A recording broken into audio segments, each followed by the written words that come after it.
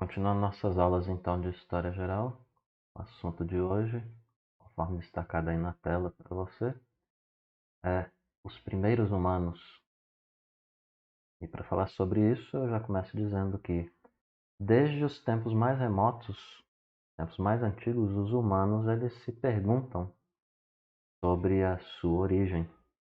E aqui a gente traz como curiosidade essa bela pintura, um detalhe pequeno. A gente acha que isso aí é enorme, né? Está ampliado, mas é um detalhe de uma pintura ainda maior, da obra aí de Michelangelo, da Capela Sistina, né? Esse é um detalhe da criação de Adão, um dos trechinhos lá daquele teto enorme. E o primeiro tópico da lição é de onde vieram os humanos, investigando as origens.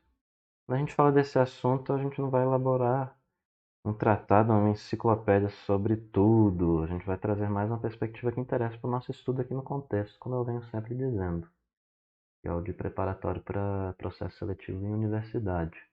Então, diferentes grupos e sociedades eles vão dar respostas diferentes para a questão do surgimento do ser humano. Então, você vai ter as duas principais no mundo ocidental, posso colocar assim, ou no mundo de maneira geral, a visão que é mais seguida aí, ou as duas visões mais seguidas, e que aborda bem aí o que é necessário para o nosso propósito. A primeira visão aqui é o próprio criacionismo. O que é criacionismo? Isso aqui é característico das sociedades ocidentais e algumas orientais. E aqui o que a gente vai ressaltar é a tradição judaico-cristã. E nelas você vai ter uma resposta dada origem à pergunta de onde vem ou veio o ser humano, né? E aqui essa interpretação ela decorre de maneira primária, não unicamente. Tem gente que se engana e fala que é a única, né? Tem vários outros argumentos para isso daqui. Mas a primária aí, ou a principal, se você preferir falar principal em vez de primária, é a própria interpretação do documento Bíblia, ou a interpretação bíblica. Em específico, a visão do relato de Moisés. Se você acredita que Moisés é o escritor do livro do Gênesis, porque tem gente que também não acredita. Existem várias visões sobre isso. Essa é a mais conservadora, Moisés, por volta ali de 1200 ou 1400 antes de Cristo. Existem duas visões quanto também a data dele, uma é mais conservadora, outra não, mas você pode estudar isso por conta própria. Mas aqui é extraída a ideia do criacionismo à luz do relato bíblico do Gênesis ou de Gênesis, no capítulo 1º. O nome desse livro em hebraico é Bereshit. Em princípio, literalmente a tradução. Então olha o que está escrito aí, que é derivada da própria primeira palavra hebraica, né? No princípio, Bereshit, em princípio. Criou Deus, ou Elohim, os céus e a terra. Disse Deus, haja luz, e houve luz. E viu Deus que a luz era boa, melhor dizendo, a separação entre a luz e as trevas. Chamou Deus a luz dia e as trevas noite. Disse também Deus, produz a terra, seres viventes conforme a sua espécie, animais domésticos, répteis, animais selváticos segundo a sua espécie. E assim se fez. Disse Deus, versículo 26.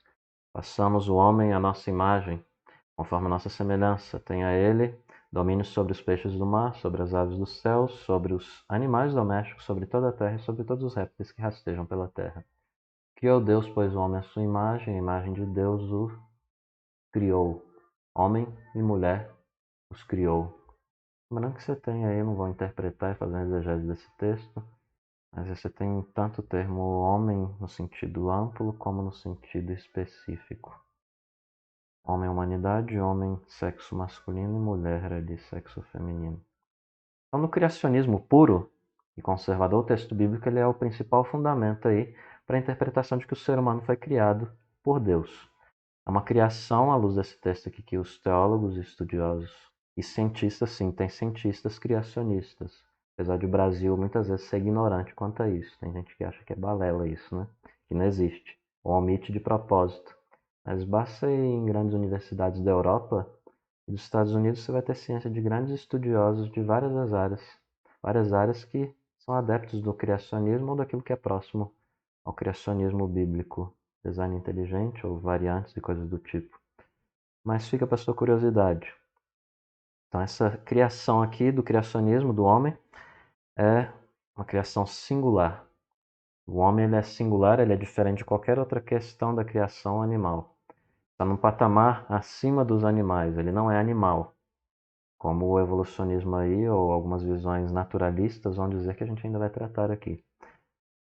Então o homem ele é imagem de Deus, segundo a imagem e semelhança de Deus. São dois termos hebraicos aí, também não vou falar o que é porque não é o nosso propósito, mas é só para você saber do que se trata aqui a questão. O ser humano ele é diferente dos demais seres ou criaturas, que é revelado até mesmo nas suas características como racionalidade, consciência reflexiva, linguagem elaborada, imaginação artística e senso de moralidade. E até mesmo o papel em que o Deus da Bíblia, o Deus cristão, ele coloca esse homem como aquele que domina ou administra a ordem criada, representando o Criador. Outra grande visão, que é mais recente, é o evolucionismo, não preciso falar muito. Chovendo molhado é o próprio Charles Darwin, que é o indivíduo que publicou a obra A Origem das Espécies, ou Da Origem das Espécies, ou simplesmente Origem das Espécies, depende da tradução ou para a língua que você for traduzir. Você tem esses três títulos aí, omitem ou incluem a partícula inicial. E ele propôs que os seres vivos eles evoluiriam, ou evoluíram, melhor dizendo, a partir de um ancestral comum. E aí, de acordo com Darwin, os indivíduos que têm esse ancestral aí que eu tratei, né? Segundo ele, o mecanismo biológico pelo qual essas espécies mudaram, melhor dizendo, evoluíram, se diferenciaram, estaria baseado naquela seleção natural, que é a grande teoria dele, né? Associada a ele. Essa proposta acabou ficando conhecida como teoria evolucionista, evolucionismo que faz parte ou não, depende da abordagem naturalista, que é uma filosofia. E tem gente que às vezes confunde ciência com naturalismo, e não com ciência em si mesmo. Mas isso aí fica para um debate filosófico. Se tiver curiosidade para sua informação e bagagem teórica, pode pesquisar isso depois. Mas Darwin ele afirma que em qualquer espécie os seres são exatamente iguais e que, portanto, se adaptam melhor que a outros a certo ambiente. E os mais adaptados a cada ambiente, a conclusão final é, possuem maiores chances de viver. A sobrevivência é do mais apto, né? Mais adaptável, o que explicaria até mesmo a questão da evolução, diversidade de espécies, variáveis. Na verdade, tem gente que concorda e tem gente que discorda dessa ideia. Apesar de muitas vezes ser perpetuado como se aqui não fosse uma teoria, mas uma verdade, né? Lembrando, teoria são ideias. Ideias são discutidas em ambos os lados, seja criacionismo, seja a próprio evolucionismo. Você argumenta, vê o que te convém mais, o que te faz mais sentido e está parado à realidade. É só que existem essas duas ideias. Você é livre para crer no que você quiser. E Richard Dawkins ele afirma que, dessa linha naturalista, aqui com uma ênfase mais ateísta, que é conhecido como neo-ateu, né? Richard Dawkins é um neo-ateísta. Ele sustenta que organismos complexos, como humanos, crocodilos e alfaces, não surgiram de repente de uma só vez, explicando essa ideia do evolucionismo, né? E sim gradualmente, passo a passo. É o que surgia a cada novo passo era só um tantinho diferente daquilo que já existia. E ainda nessa mesma tendência aí, falando de uma das implicações da teoria evolucionista, Richard Leakey, ele afirma que a ideia de que o homem descende de algum animal não é produto de uma criação especial. Então, só para a gente situar um pouco aqui historicamente a discussão, a gente está falando de sociedade cristã do século XIX. Quando a teoria evolucionista surgiu, ela teve um impacto, obviamente.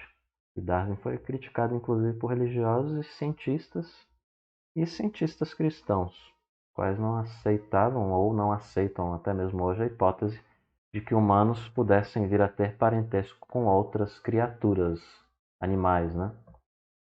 E aí, cientistas que defendem a teoria da evolução, eles tecem a hipótese de que em algum momento a evolução da espécie ou das espécies, as linhagens dos humanos e demais primatas, como chimpanzés e gorilas, por exemplo, eles compartilhavam de um ancestral comum, que os descendentes desse ancestral teriam evoluído por diferentes caminhos. E você tem aquela discussão, basta pesquisar na internet, você acha, até em livros, da árvore, como se fosse uma árvore genealógica dessa questão evolucionária, né, evolutiva. E aí, teóricos dessa ideia aqui, eles vão dizer que nós não devemos pensar em um caminho simples e direto, ao longo do qual os ancestrais humanos progrediram em linha reta rumo aos seres humanos atuais. Num deles, a situação é mais semelhante a uma cadeia ou teia de relações, ou a um palco, onde vários atores viveram um drama longo aí, né? Um complexo drama. E a maior parte dos humanos mais antigos, obviamente, não tem fósseis. E dentro da perspectiva aqui que a gente vai caminhar aqui, ainda evolucionista, não tem esses fósseis aí que eles sustentam de milhares de bilhões ou bilhões de anos, né? Ou milhares ou bilhões de anos. Que é a evolução que tende até essa data super longa quanto o início do planeta Terra ou do universo, né? Perspectiva cristã e outras sustentam um período menor. Inclusive em culturas antigas você encontra isso também fora da própria visão cristã. Então os fósseis eles vão ser aí os vestígios, vão ser aquelas pistas que vão indicar aos estudiosos algumas hipóteses ou construções de hipóteses sobre o caminho humano, né? De onde o homem veio, onde começou e coisas do tipo, né? E dentro dessa área de estudos aqui, a gente pode dividir aqui ou trazer duas áreas de conhecimento, que é a paleontologia humana, que estuda fósseis dos corpos dos humanos antigos. Em geral são ossos, dentes, que por serem partes mais resistentes, acabaram aguentando ao tempo, né? Sobrevivendo no decorrer do tempo. E a arqueologia, que estuda os objetos feitos por esses humanos, como instrumentos de pedra, metal, cerâmica, sepultura. Várias outras questões buscando então entender como essas pessoas viviam. E você tem arqueólogos trabalhando em um túnel sagrado que levaria as tumbas reais na antiga cidade de Teotihuacan. Não sei como fala essa palavra, tenho dificuldade, no México. Eles estimam que esse túnel tenha sido então construído e selado por volta do século III depois de Cristo. E dentro da perspectiva evolucionista e do debate contemporâneo, que tem sido bastante sustentado, apesar de nunca ter sido assim sempre, né? É de que a origem humana está na África. Eu já falei um pouco disso na aula da História do Brasil, a primeira aula da História do Brasil, hipóteses quanto a isso. E aí você pode ter ciência do que eu falei lá, lembrando um pouquinho de que alguns acreditam que não foi na África, mas na região da Mesopotâmia. Então, prosseguindo, só para sua informação, se você não viu aquela aula de lá, a abordagem aqui vai caminhar junto ao debate contemporâneo, planando essa visão dentro do esquema evolucionista e da arqueologia influenciada pelo naturalismo, querendo ou não, essa é a verdade. Mas olha aqui, eles vão dizer que o continente americano surgiu, aliás, africano, não americano, se eu falei americano eu falei errado, o continente africano foi onde surgiram os primeiros ancestrais dos humanos. Por quê? Dizem eles. Porque foi ali que você encontrou, ou chegou ao nosso conhecimento, os fósseis humanos mais antigos. Eu não vou entrar no mérito de carbono, essas discussões, porque tem muito estudioso de discórdia que diz que isso aí nem funciona. Tem gente que diz que funciona. Mas só para você saber que existem os dois lados. Aí você busca pesquisar. Tem esse debate aí quanto ao fato de ser acurado ou não essa questão da datação via carbono ou outros meios, né? Mas você tem aí os principais sítios arqueológicos no continente africano. E você dá uma pausa aí, dá uma lida na legenda e vai identificando no mapa. E aqui eu trago um estudioso africano, já falecido, Joseph Kizerbo, que afirma que só a África registra a presença de todas as etapas da evolução rumo ao humano, dos Australopithecus ao Homo erectus, aos primeiros sapiens, em diversas linhas evolutivas. Nesses primeiros episódios da longa marcha da humanidade, os mais determinantes foram a postura ereta e os primeiros passos. Virão depois o desenvolvimento do cérebro, palavra, invenção das primeiras ferramentas, entre as quais o machado de duas faces, a invenção do fogo, dos ritos de significação religiosa. Então, de acordo com essa visão que está sendo elaborada e explanada aqui, os primeiros ancestrais se deslocaram da África, aos poucos alcançando então outras regiões do planeta, como Ásia, Europa, Austrália e América. E nessa abordagem, então, nessa perspectiva, não é a única, não é a verdade absoluta, que fique claro, é uma visão, uma interpretação, uma teoria. Você pode concordar ou discordar, Então, nessa abordagem, entre os primeiros hominídeos ou seres estão os do gênero que eles vão dizer Australopithecus. Você pode acordar ou não acordar, concordar, melhor dizendo, né, quanto a isso. Mas isso daí geralmente é o que é cobrado e você precisa saber disso.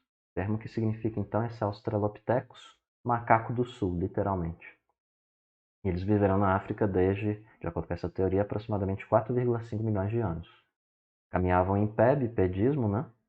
Posição semi-ereta, eles eram meio curvados, tinham uma estatura média de 1,20 m, dentes molares relativamente resistentes e um cérebro, melhor dizendo, com volume médio de 570 centímetros cúbicos.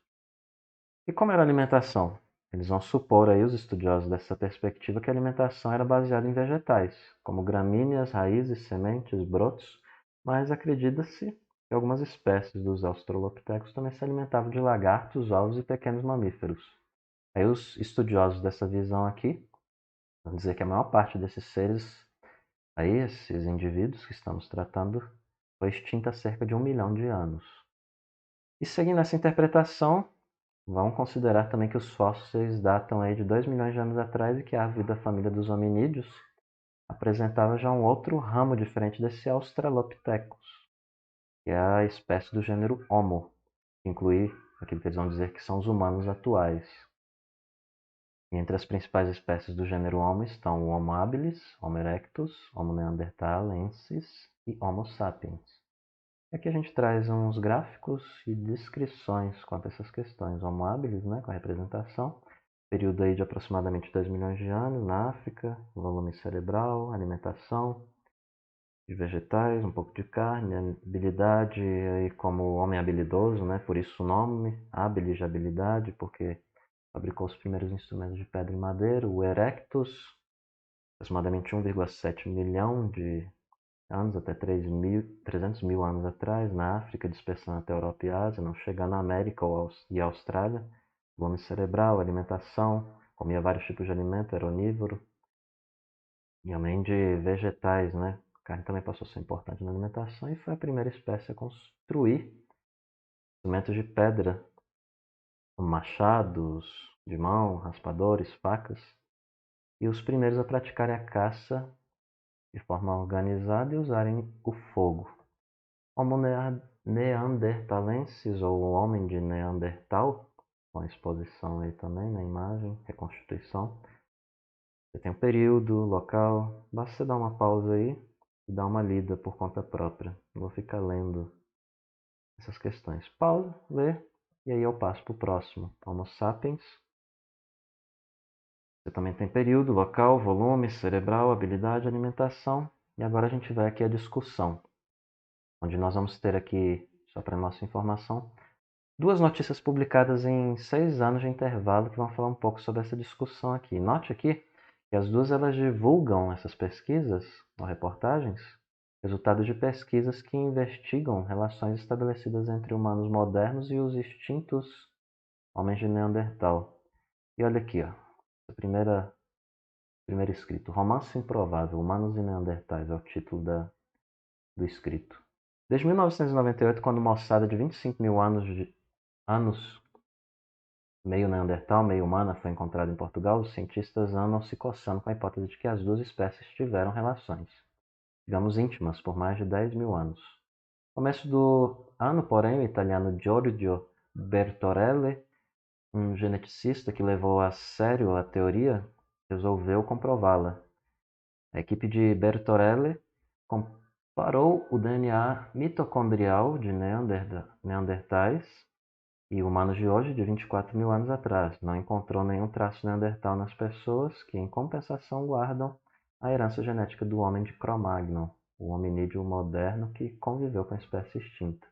E a outra reportagem que eu escrito, tudo. Homem de Neandertal e Homo sapiens conviveram e deixaram descendentes. O homem de Neandertal, espécie hominídea, extinta presumivelmente há 30 mil anos, conviveu com os primeiros homens modernos e dessa relação houve descendentes, segundo um estudo antecipado pela revista PM Magazine. Aqui eu acho que está errado o nome dessa revista, mas está literalmente desse jeito. Vai ter que conferir depois. publicação divulga uma pesquisa iniciada há 4 anos e que estabelece que o Homo neanderthalensis, que habitou principalmente a Europa e algumas zonas da Ásia Ocidental, não desapareceu repentinamente, como asseguravam até agora os especialistas, e que se misturou com o Homo sapiens. Em 2006, especialistas localizaram ossos em uma caverna na Croácia, foram comparados com restos encontrados no noroeste da Espanha e sul da Rússia. Investigadores então decidiram comparar os genomas neandertais com o do homem atual e descobriram que parte da genética daquela espécie hominídea ainda permanece no Homo sapiens.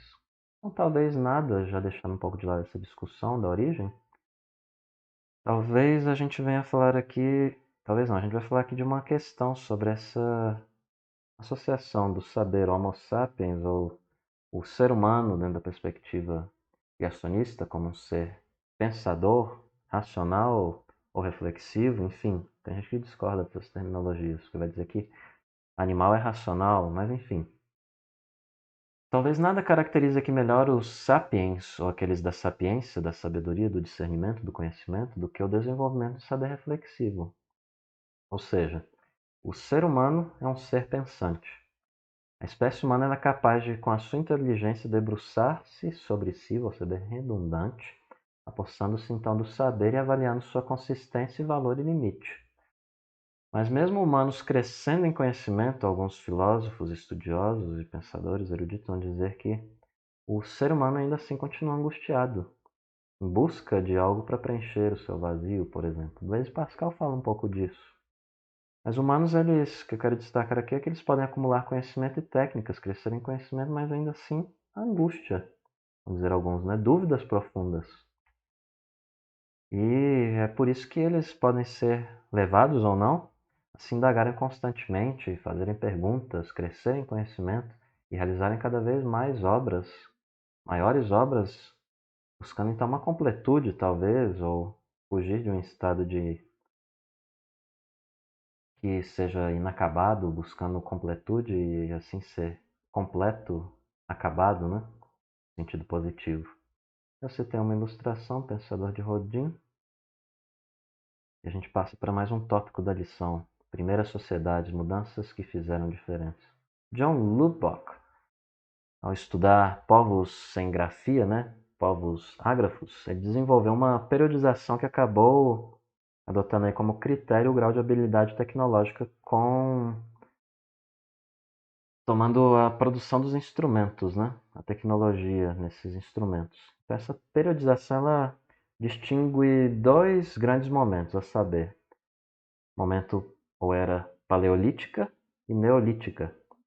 E aqui vai ser usada essa aula aqui, essa nomenclatura, essa terminologia. Mas a gente pode acabar considerando também que alguns outros aspectos das transformações sociais que vão além desse critério tecnológico. E você tem uma jovem observando o esqueleto do mamute, né? Nossa discussão que a gente está falando de ossada, fósseis, essas questões. E falamos então do período paleolítico, ou era paleolítica, onde a gente trata aí dessa discussão humana dos caçadores-coletores nessa perspectiva evolucionária, aplicação do evolucionismo, né? E o cálculo aqui é de que o período paleolítico ele abrange cerca de 99% do tempo da existência das sociedades humanas, ou seja, o início ele é marcado pelo surgimento dos primeiros hominídeos e vai até cerca de 8.000 a.C. Eis as suas características básicas aqui, por meio dos tópicos aqui, além do 2.4, 2.4.1, ponto 2, ponto 3. Primeira característica, primeiros instrumentos. São humanos de diferentes regiões do mundo, África, Europa, Oriente Médio, Ásia e América. E eles, obviamente, em suas respectivas regiões, desenvolveram tecnologias e instrumentos diferentes, usando madeiras, ossos, chifres e pedras. Confecção e uso cada vez mais generalizado desses instrumentos aí é um dos fatores que acabam, né, nessa visão distinguindo o ser humano de outros animais. Então supõe-se que os homens, aí, os humanos, inicialmente usavam materiais como ossos, madeiras ou pedras e de maneira que encontravam isso talvez de maneira pronta na natureza. Depois, a partir desses materiais, com o passar do tempo, eles começaram a confeccionar facas, machados, lanças, arpões, e acabaram produzindo instrumentos mais padronizados, seguindo certos modelos. E aí os arqueólogos vão dizer que esses parâmetros de produção, eles vão identificar diferentes culturas. Certas culturas têm um tipo de produção específica, certa região. É uma parte do estudo da arqueologia que fala sobre isso. Então, à luz desse tipo ou design, ou desenho do material, você pode aí descobrir a cultura ou região ou coisa do tipo. Mas você pode observar que esses instrumentos eram usados, por exemplo, para arrancar plantas comestíveis, cortar, separar casca do miolo de frutos, confeccionar novos instrumentos, se defender de animais ou caçar animais, depende. São muitos os instrumentos. E outra característica que a gente destaca aqui é alimentação e nomadismo, nesse período paleolítico, né? E sustenta-se que os humanos não produziam ainda seus alimentos. Eles não cultivavam plantas nem criavam animais. Eles consumiam o que eles encontravam na natureza, como frutos, grãos, raízes, o que caçavam e o que pescavam. E quando alimentos de um lugar acabavam, o que eles faziam? Eles se mudavam para outro lugar. Por isso aí a ideia de nômades, né? Em trânsito. E por conta disso eles foram chamados de nômades caçadores-coletores. Os caçadores-coletores que vão andando pelos lugares, né? Não tem um lugar fixo. Não são sedentários, no sentido de contraste aqui com nômades. Outra característica aqui desse período é o controle do fogo, né, que é uma das maiores conquistas do período, que permitiu então aos humanos aguentarem o frio, afastarem animais perigosos e até mesmo cozinharem alimentos. Nesse processo aí do domínio do fogo, acredita-se que os humanos, a princípio, eles buscavam manter o fogo provocado por um raio, por exemplo, pelas forças da natureza, de maneira que depois de algum tempo eles descobriram como produzir esse fogo por meio do atrito de madeira, de lascas de pedra, por exemplo, né? E a partir de então desenvolveram outros vários métodos de produzir ou acender fogo.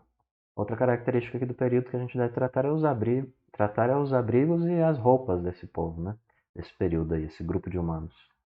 Diferentes regiões do planeta, novamente torna a dizer, desenvolveram diferentes maneiras de se protegerem, de viverem e terem um lar, né? Ou uma casa ou coisa do tipo. E assim eles construíram seus primeiros abrigos e produziram as primeiras roupas, com peles de animais de couro, dizem os estudiosos que seguem essa linha aqui. E, além disso, foram aprimorando e diversificando essa produção de instrumentos e utensílios como lanças, arcos, flechas, arpões, lâminas, anzóis. E novamente Richard Leakey, ele afirma que pela primeira vez os artefatos tornaram-se obras de arte. Lanças feitas com chifres, por exemplo, eram enfeitadas com gravações, com registros, né? Representando animais vivos, pinturas nas paredes da caverna revelam um mundo mental que reconheceríamos como nosso. E para melhor então para melhor esse povo aí garantir a sobrevivência, essa sociedade de caçadores-coletores, eles estabeleceram também diferentes modos de cooperação entre seus membros. A antropologia fala muito sobre isso quando eu estudo essa parte antiga. Se você tiver curiosidade de ver essa perspectiva evolucionista, basta consultar livros de antropologia. Com isso, então, eles conseguiram, com essa cooperação social, construírem abrigos em menor tempo, desenvolverem táticas de caça em conjunto. E supõe-se que aqui a divisão de trabalho acabou começando, talvez, a surgir, vamos dizer alguns. Divisões de tarefas, né? E costumes. Então é possível que tenha existido uma divisão de trabalho segundo sexo, segundo idade. E, geralmente entre adultos, os homens caçavam, via de regra era isso que acontecia nas culturas antigas, dizem eles, e as mulheres ficavam fazendo a maior parte das coletas aí de alimentos vegetais, cuidavam de crianças, muitas sociedades de caçadores-coletores. Os alimentos obtidos também eram compartilhados no grupo, não havia preocupação com estocagem, era só para o presente momento, matar a fome. E essa questão de estocar foi uma coisa mais tardia. E o Richard Leakey, ele ainda alega que o compartilhar era central a esse modo de vida caçador-coletor. Economizar era central ao modo de vida agrícola-pastoril. E a gente tem uma escultura, né, desse período, um dos estudiosos, representa aí à esquerda um cavalo, à direita um javali, um relevo, né, caverna localizada na França atual. E quanto ao período ou era neolítica, sociedades agropastoris. Pedra então usada na produção de instrumentos, já começa a haver uma mudança do uso dessa pedra. Ela começa a ser polida, sendo primeiro aí A grande característica, vamos dizer alguns, é o fio do seu corte aprimorado, né? Então, por conta disso, o período é conhecido como a Idade da Pedra Polida também, né? Por conta disso. Começaram a polir a pedra, a fiação, essas coisas, né? E o período paleolítico, que foi o anterior que a gente falou, é conhecido como o período, a Idade da Pedra Lascada. Não tinha essa questão detalhada de afiar os instrumentos. E aqui a gente vai também ter as características típicas desse período neolítico, sob esses tópicos. Produção agropastoril. Teóricos eles vão afirmar que depois de 8000 a.C., alguns povos passaram a cultivar plantas, aí surgiu a agricultura, passaram a criar os animais, surgiu a pecuária, dizem eles, né, o pastoreio, e passaram a produzir então a própria alimentação. Os tipos de plantas cultivadas por esses povos aí então vão variar de região para região, destacando aí algumas espécies. Vegetais como trigo, centeio, cevada, milho, batata, mandioca e arroz. E os animais criados eles eram principalmente carneiros, cabras, bois, porcos e cavalos. Esses animais que alguns vão dizer possivelmente mais fáceis de serem domados e que exigem menos trabalho e alimento do que você pegar, por exemplo, um grande felino ou coisa assim para você usar ou para domesticar. É até meio complicado também, né? Os animais eram esses aí. Na medida em que as atividades então elas foram sendo priorizadas, algumas delas, muitas dessas comunidades agropastoris acabaram adotando esse modo local, estabeleceram morada, lugar fixo, e aí daí surge o estilo ou modo de vida sedentário, que significa que isso não aconteceu imediatamente, algumas foram acontecendo aos poucos, isso tudo aí foi aos poucos, no decorrer das eras. Não foi de repente o cara virou assim e falou, do dia para a noite, vou ficar parado. Não, começou a descobrir as coisas aos poucos e isso foi possibilitando aos poucos estabelecer algumas culturas aqui e acolá, em certas regiões, e aí eles foram abandonando a ênfase passada, de certo modo, e enfatizando mais em outro aspecto. Não significa que abandonou totalmente, também, igual alguns vão dizer, né?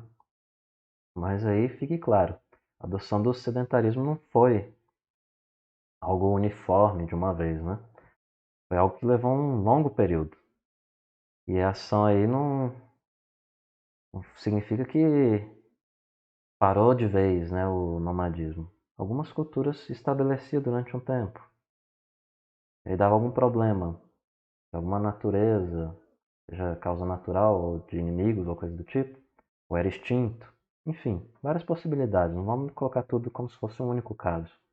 Então a nova maneira de viver aí é encontrada aí nesse neolítico período, né? Caracteriza pelo desenvolvimento da agricultura. É por isso que a gente chama aqui também de neolítico. Criação, domesticação de animais, aldeias sedentárias, foram se difundindo por várias regiões do planeta Terra, em diferentes épocas. E aí existiram então aquilo que são chamados núcleos de neolitização em várias regiões do mundo, e aí, como próprio do Oriente Próximo, norte da China, região tropical da Ásia, América do Norte, México, né, especificamente, América Central também aí, lembrando da divisão do período aí que você for pegar, né? Do que é América do Norte ou a divisão geográfica do período. Entenda aqui que eu estou cometendo algum erro ou coisa do tipo. Então, alguns teóricos vão se referir a esse processo aí, a mudança como revolução agrícola. Você vê isso em livros de história. E aí, dominando essas técnicas agrícolas e pastoris, é por isso então que chamam de revolução agrícola. Houve domínio dessas técnicas de agricultura e de pecuária, né? Pastorado, pastoris. Que acabaram produzindo mais alimentos que o necessário para o consumo imediato e acabou surgindo a ideia do estocar, né? E todo esse processo, novamente, não foi brusco, não foi da noite para o dia. Certas regiões do antigo Oriente Próximo e da América, ou do Oriente Próximo, as iniciais da agricultura, aí o predomínio dos cereais levou, por exemplo, na alimentação até mesmo a redução no tempo médio de vida das pessoas, vão dizer alguns estudiosos, por conta de carências nutricionais. E, além disso, o próprio sedentarismo e agrupamento de populações numa região vão favorecendo, por exemplo, o quê? Epidemias, maior contato entre seus membros e vários outros problemas, né? E visto de maneira bem ampla mesmo, sem entrar em pormenores, a Revolução Agrícola e pastoril ela contribuiu para o aumento da população humana.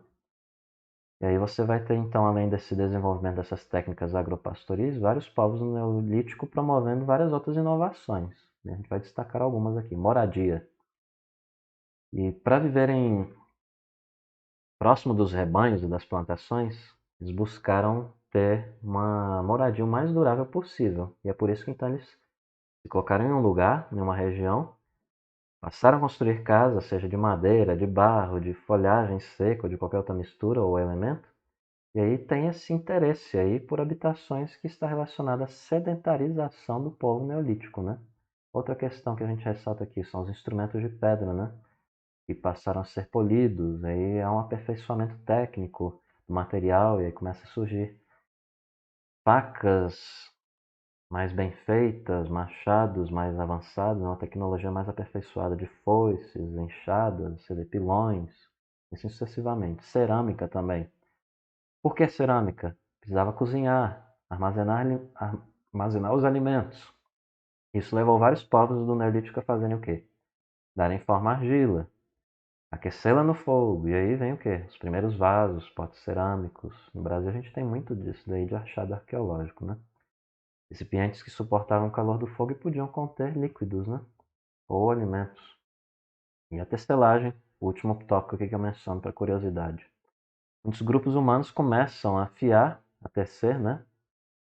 A ideia da, entre aspas, costura. Mas entenda que fiar e tecelagem, usando pelos de animais e fibras vegetais.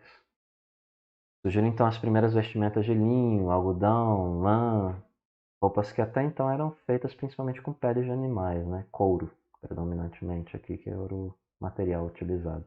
Passaram a ser mais elaboradas.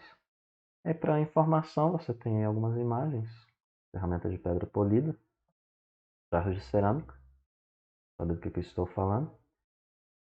E você tem isso aqui lá no Reino Unido, né? Os megalitos. Megalitos são construções importantes. Stonehenge. Aqui você tem.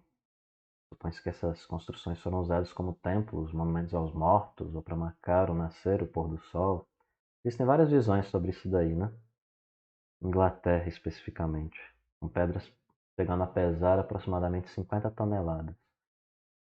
Os teóricos que ainda estudando essa área vão tratar de questões sobre esse período, eles vão ainda falar da metalurgia, apesar da figura aqui não ter muito a ver, né? Só para você captar a ideia, tá? Nem sempre as figuras dos slides têm a ver com as questões. Eu busco preservar, mas é para trazer a ideia aqui. Primeiras sociedades aí por volta de 4000 a.C., já pulando uns 4000 anos, do Antigo Oriente Próximo, eles começaram a desenvolver a metalurgia. O que é isso? O uso de metais para a fabricação de objetos. Esses metais geralmente eram extraídos de terras distantes, das oficinas metalúrgicas, e o primeiro metal, segundo os estudiosos, fundido em larga escala foi o cobre, que depois veio a partir da mistura dele com metal estanho, eles chegaram ao bronze.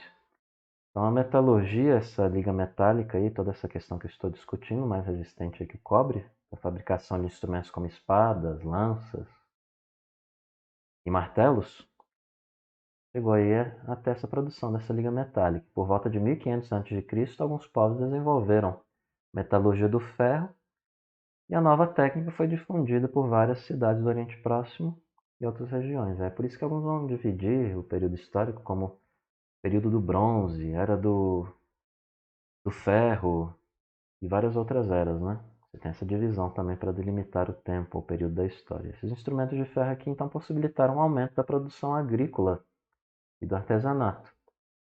Mas não quer dizer que os objetos de pedra deixaram de ser usados imediatamente ou deixaram de ser usados. Não, continuaram sendo usados. Mas o desenvolvimento da metalurgia aí, ele acabou representando uma enorme conquista tecnológica, possibilitou então uma produção de instrumentos e objetos resistentes das mais variadas formas.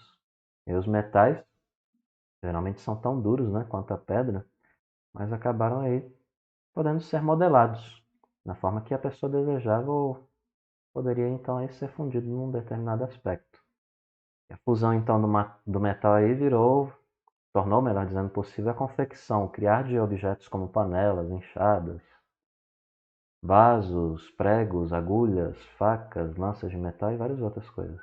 Isso exigiu, obviamente, um conhecimento e habilidades especializados e disponibilidade de tempo, obviamente. E aqui um machado possivelmente de 2000 a.C., de cobre. E quanto ao modo de vida neolítico, quando a gente interpreta as esculturas, pinturas, cerâmicas e todos os materiais arqueológicos dessa época, o que a gente tem para nós? A gente tem para nós que podemos aí ter um entendimento daquela época, ou de muita coisa que acontecia naquela época. E aqui, só para ilustração, a gente tem uma pintura neolítica. A gente observa a presença de um ser humano em cenas do dia a dia, de animais e coisas do tipo, caça, de maneira bem rudimentar, bem simples, né? E a gente conclui por aqui com a revisão, com a questão, em primeiro lugar, aqui do Enem de 2003, com o documento 1. Dá uma lida, dá uma pausa aí. Documento 2, dá uma lida também, uma pausa, com atenção. E chega aqui no ponto da resolução, marcar, considerando os dois documentos, afirmar a natureza dos dois documentos que foram expostos aí. O primeiro é o quê? O segundo é o quê? E a resposta, tendo dado a pausa aí, eu trago agora para você. E a outra questão, que é a última da lição, para recapitulação da FUVEST, sobre o surgimento da agricultura e o uso intensivo dela pelo homem. E você dá pausa também, reflete aí, e a resposta está destacada para você. E nós concluímos essa aula por aqui.